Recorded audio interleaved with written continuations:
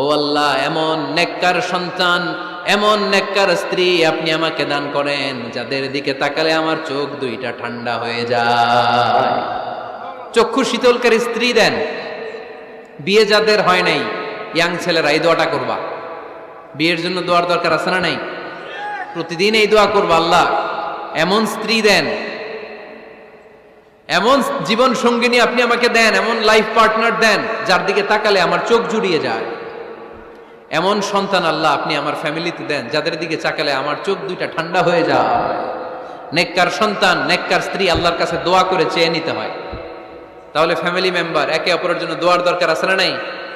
বাবা দোয়া করবে ছেলের জন্য, ছেলে করবে বাবার জন্য, মা দোয়া করবে মেয়ের জন্য, মেয়ে করবে মায়ের জন্য, ভাই করবে বোনের জন্য, বোন করবে ভাইয়ের জন্য। দোয়ার দরকার আছে না নাই? দোয়া করবেন সবাই সবার জন্য।